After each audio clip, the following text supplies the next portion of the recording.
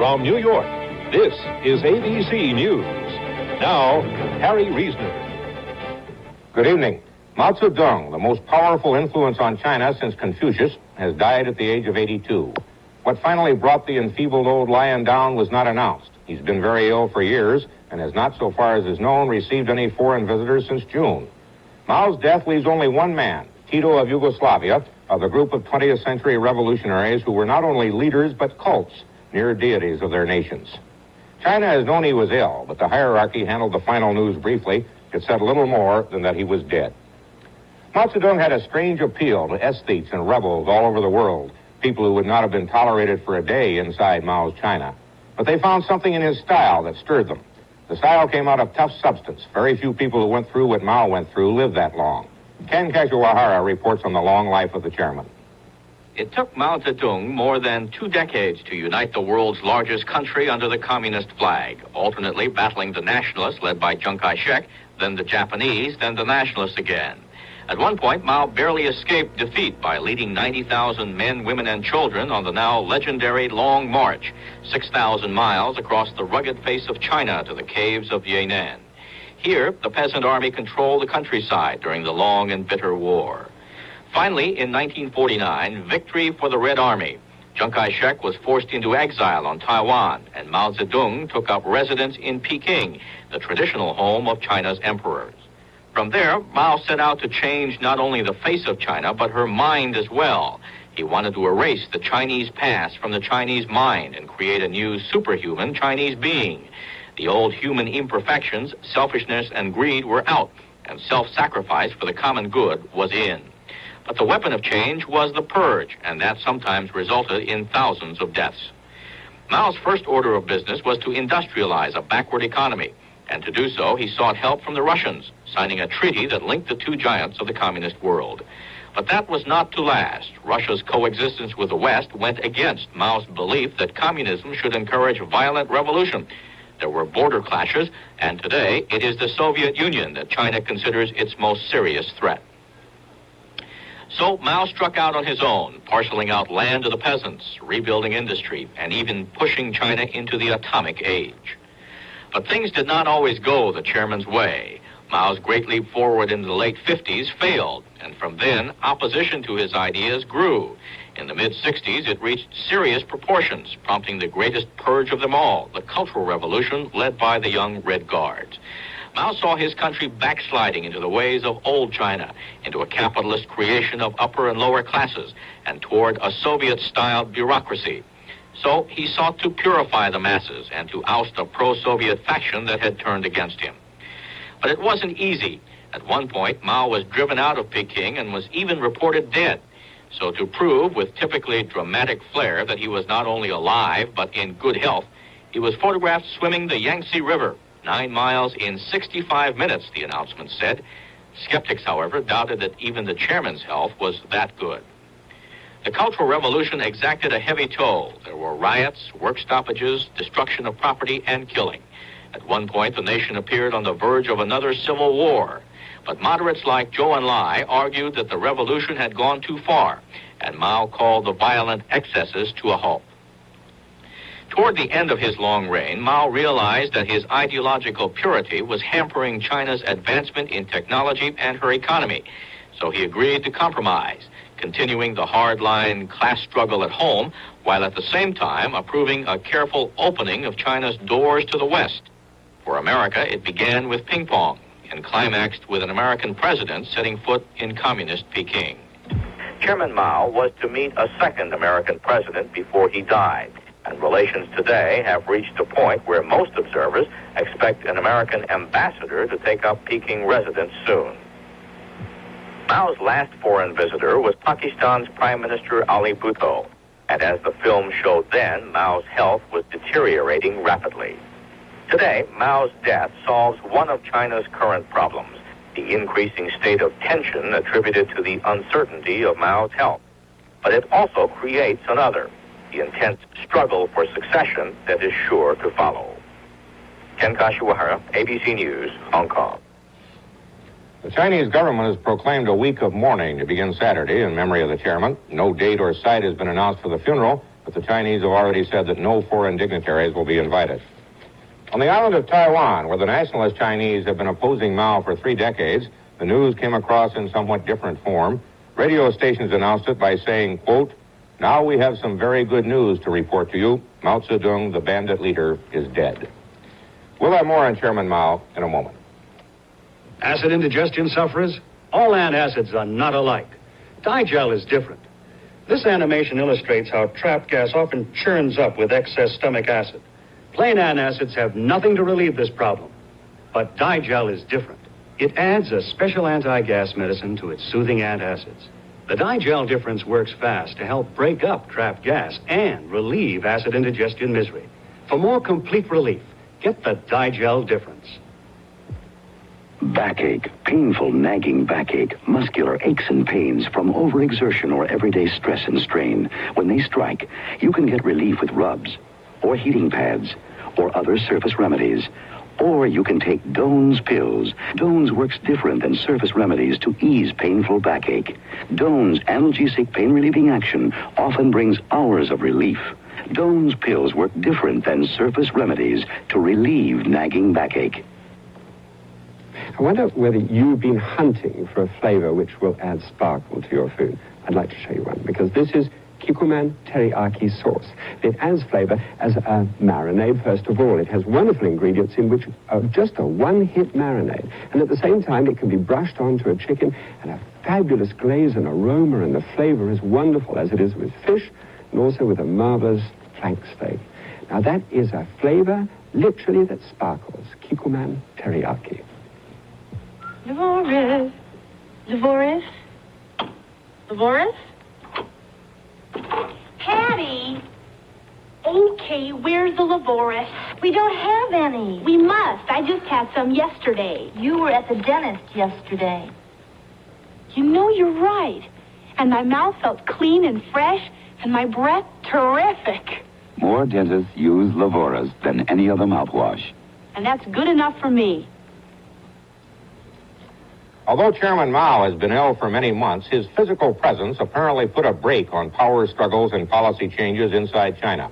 His death may change all that, but answers to the questions of who and what will follow are hard to find. Barry Dunsmore reports from the State Department.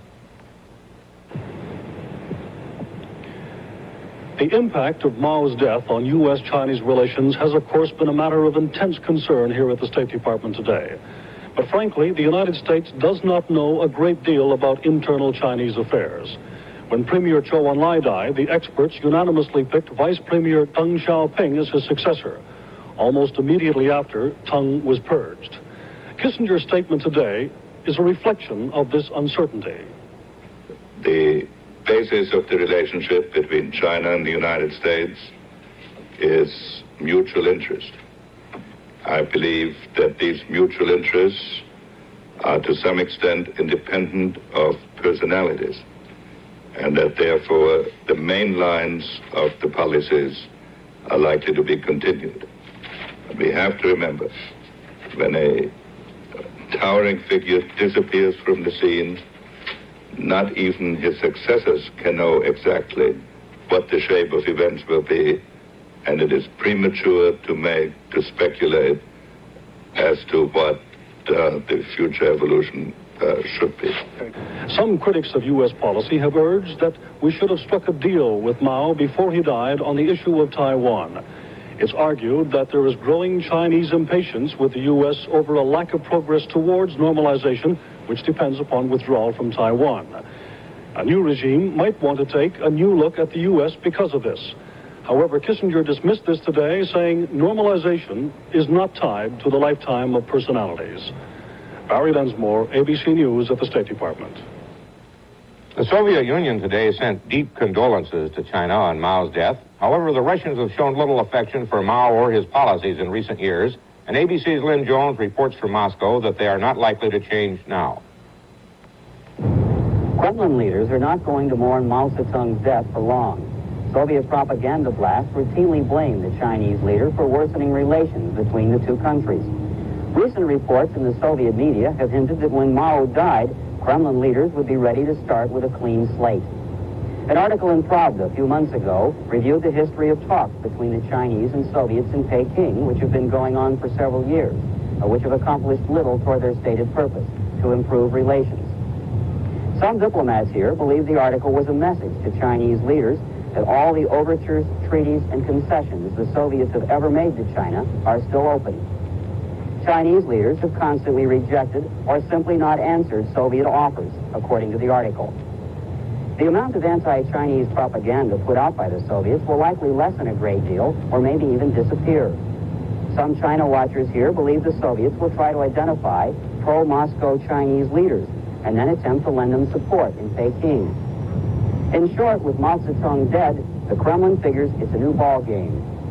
Soviet leaders will try to make peace with Peking, whoever turns out to be the new dominant leaders. In the coming months, the Kremlin probably hopes Peking will be receptive to new high-level negotiations. But even if relations improve slightly between Moscow and Peking, they aren't likely to suddenly become friends. Lynn Jones, ABC News, Moscow. Observers don't expect the Chinese to name a new party chairman immediately, but rather to rule by committee for a while. In the interim, ABC's John Scali reports that two figures appear to be in contention for the chairmanship. Acting Premier Hua Gaofang, who has been most visible in recent months.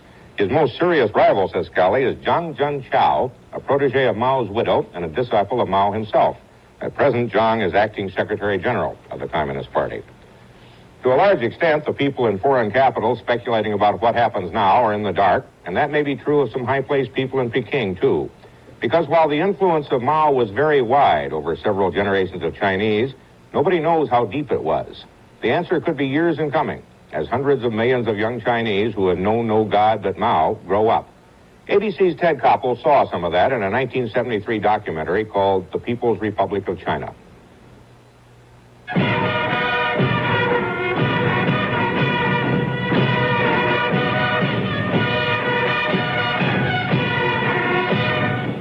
It is a stirring and colorful introduction to the socialist ethic which will mold their lives. Hands raised in the salute of their organization, these little Red Guards are about to induct 33 new members.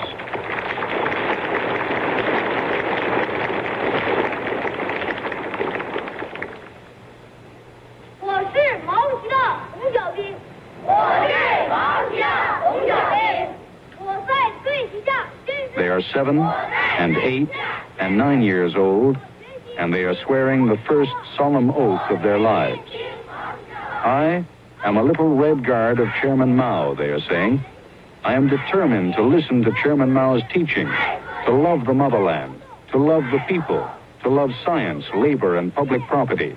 I am determined to study hard and make progress every day. I am ready to sacrifice myself for the cause of communism. This is not a family affair with proud parents poking one another in the ribs. Let us march forward under Chairman Mao's guidance, this 8-year-old is saying, to be true proletarian successors of the proletarian cause. The red kerchiefs are symbolic corners of the Chinese Communist flag.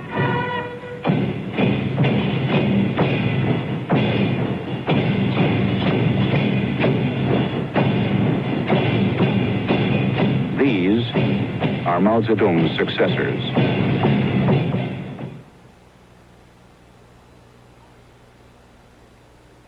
What you doing, Dad? Got chapped lips out on the boat. Vaseline petroleum jelly helps take the sting out.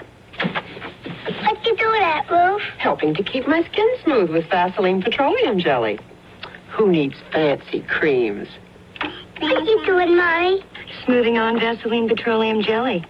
Helps protect Mary from diaper rash all night long. Baby's skin, lips, hands, too. Vaseline petroleum jelly. He's doing it all. Hey, so that's the new rinse and vac carpet cleaner. Yep, and that's the dirt it got out of our rug. Yuck. You know, this rinse and vac cleans the way the pros do, and at a fraction of the cost. Look at that. It rinses and vacuums at the same time. And the rug is clean, even deep down. And look how dirty it was, deep down. Yuck. Redder rinse and vac cleans the way professionals do at a fraction of the cost.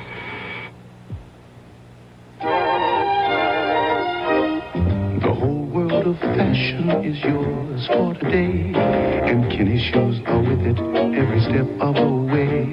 No matter what you call your style, no matter where you take it, Kinney's shoes go everywhere. So come and explore at the great American shoe store. It doesn't cramp my style.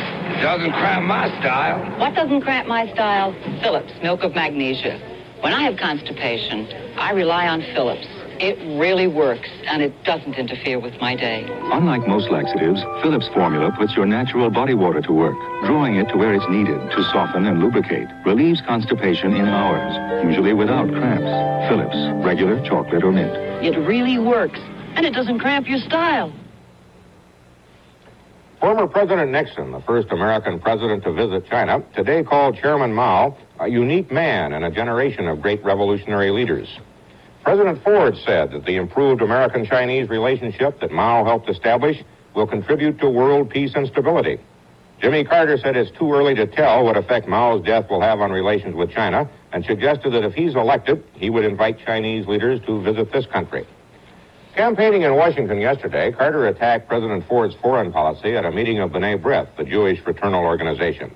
Today, President Ford spoke to the same group. We have reports on today's campaigning, beginning with ABC's Tom Jarrell. Candidate Ford had joking and serious barbs for Jimmy Carter. He said he wasn't going to discuss politics until he saw in the paper Carter had attacked his foreign policy before B'nai B'rith on the very day the president had proposed the debate should start. I was disappointed to see that one of your speakers yesterday apparently kicked off our debates from this rostrum. I guess he didn't want me to be present. Well, I got here as quickly as I could. On a serious note, he answered Carter's charge the administration is following a cynical and dangerous policy of unlimited arms sales abroad. I tell you, most of our arms sales and military aid goes to key countries like Israel and Iran. I assume he is not proposing to cut off Israel. Does the gentleman want Soviet arms to have a monopoly in the world? Does Mr. Carter honestly consider his own country's bipartisan policies more cynical and less moral than the Soviet Union's? He accused Carter of wanting to cut the national defense so deeply it would be impossible for the U.S. to meet its worldwide security commitments. Tom Jarrell, ABC News in Washington. This is Sam Donaldson. Jimmy Carter doesn't think he's vulnerable on many issues, but having embraced a liberal Democratic position on cutting the defense budget, the charge that he's soft on national defense makes him nervous. So today, following the president's latest attack, Carter was quick to volunteer a response. I'd like to make a comment as it relates to the latest statement that has come from our Republican opponent, but has no relation to the facts. Nobody could possibly be more strongly committed to a strong defense than I am. The issue is one of waste and mismanagement. My statement is that 5 to 6% of the funds expended by the Pentagon are being wasted. President Ford says no. I say yes.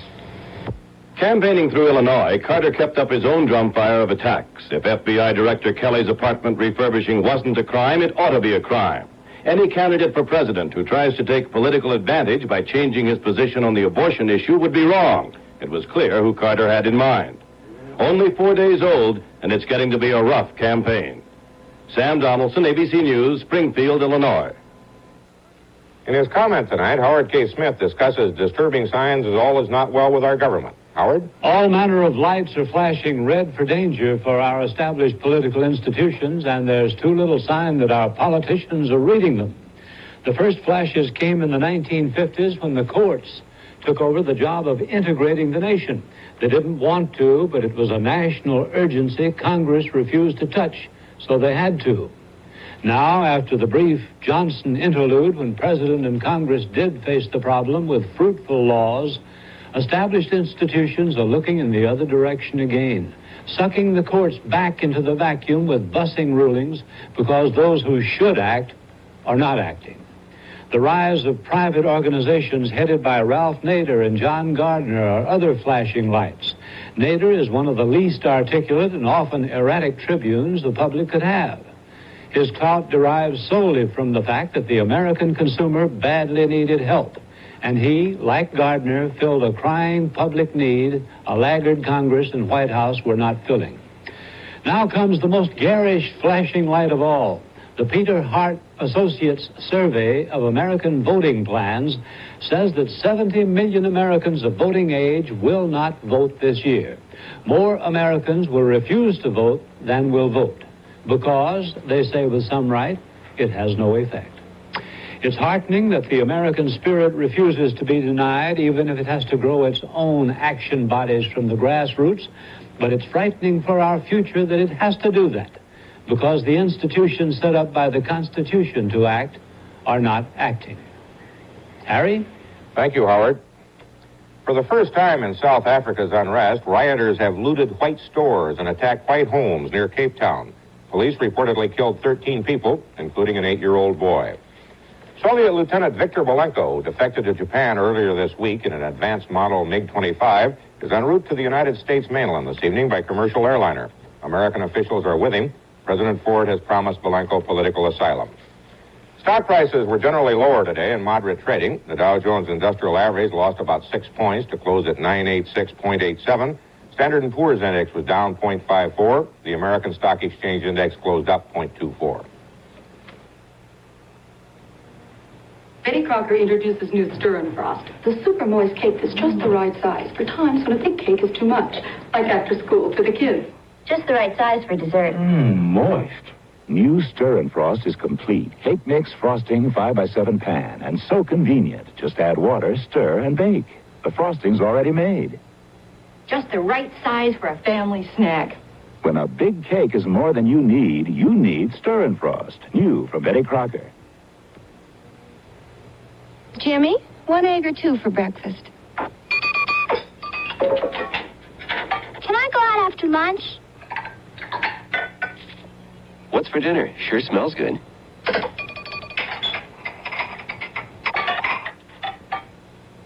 Finish detergent is made for the way you wash dishes. Finish has 5 active cleaning agents to make sure even big loads get clean and clear. Try Big Load Finish. Get big loads really clean. If you use regular aspirin, you know what? I've tried aspirin, and I've tried Excedrin, and I think Excedrin really works better. Why do I think it works better? In 2 studies, there was medical evidence that Excedrin worked better than regular aspirin tablets on pain other than headache, pain that could be measured more readily.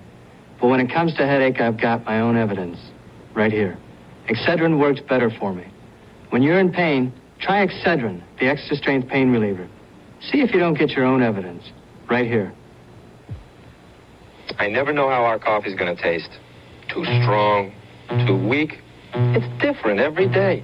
He's in for a surprise. I just bought Max Packs. Only Max Packs takes just the right amount of real ground coffee and wraps it in a filter for perfect coffee every time. Now that's good coffee. So's that. And that. Filtered Max Packs for a perfect cup of coffee. Every time. As part of our look at the Republican ticket, we talked this week in Washington to Senator Robert Dole of Kansas, the somewhat surprise choice by Gerald Ford as a running mate. It was assumed Dole would function in the campaign as the infighter, and in the first weeks after his choice, it looked that way. Dole himself said he intended to follow Jimmy Carter around and correct impressions Carter might have made on voters, if Dole said he had made any impressions. There may have been some second thoughts on that. After Senator Dole's appearance on Labor Day at the same stock car race Carter was attending, we asked him if this was a pattern that would continue throughout the campaign. Well, I was following around the Darlington Southern 500 by 5 cars the other day. I hope that is not symbolic of anything, but it was not by design that I went to Seattle. It was a meeting that the President had invited to address the American Legion. He went to Vail and I went to Seattle. It just happened that the Iowa State Fair was in progress, and we felt that might be a good chance to talk about embargoes. And I know a little about grain embargoes, and I differed with the President on that. And so I went to Des Moines. But we have no plan to follow Mr. Carter around the country. he may be going into areas that wouldn't be very productive for us. I remember your concern about the party at the time of the 1972 election, when you said that you had been disappointed at not hearing the name Republican or seeing the name Republican. And the party has gone downhill in numbers since then. Do you see any way back for the Republicans? I see a way back. I think President Nixon was on the right track insofar as philosophy, but on the wrong track in other areas, and therefore didn't finish his term. If President Ford's elected, as I believe he will be in November, then he has that mandate from the people. He has that 4 years to attract people to the Republican Party.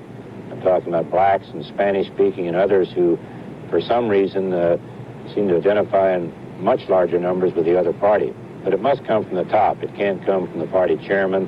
It must come from the President of the United States, and he must have programs and be able to articulate those programs in a way that will attract people.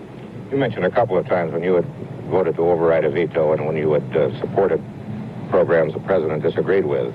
Do you see that continuing in the campaign and possibly in a term of office? I would think so. I would hope so. I think, again, President Ford knows me well enough that I'm not going to be just an upstart or one-upmanship, but that I have some independence. I believe he respects that and wants me to be Bob Dole, not subservient to any person, recognizing all the time that when we take office in January that I'm there to serve the president. I'll never forget that, but at the same time, I hope to have independent views and ideas. Senator, when you went back to Russell the day after your nomination, there was a point in your talk where you were overcome. Right. We didn't know, introducing that piece at the time, why you were overcome. Could you tell the story now of what Russell did for you? Well, when I was a young man just out of still in the Army, I'd had some very serious war wounds in Italy, and all the arm that resulted. The arm and my left hand and others, and all the good doctors, this was 45, were leaving Army hospitals, and I needed some help from experts and in the field of bone surgery and muscle surgery. And so the people in my hometown of Russell, Kansas, raised between $3,000 and $5,000 that they gave me. And I guess when I was in Russell, the day after all this, we were tired and exhausted. I lost my father last December, and I just couldn't handle the totality of it. And as I looked around the crowd and saw faces that had given me $1 or 50 cents, I still have the little books and the records. And it's, I think in addition, anyone who goes back to their hometown recognizes again and again that's where it all started. And if you've ever done anything worthwhile, that has to be a part of it. And I guess that was sort of what happened. Tomorrow night, in our final installment on the Republican ticket, we'll sum up our impressions. That's the news. I'm Harry Reasoner. Good night. This has been ABC News with Harry Reasoner.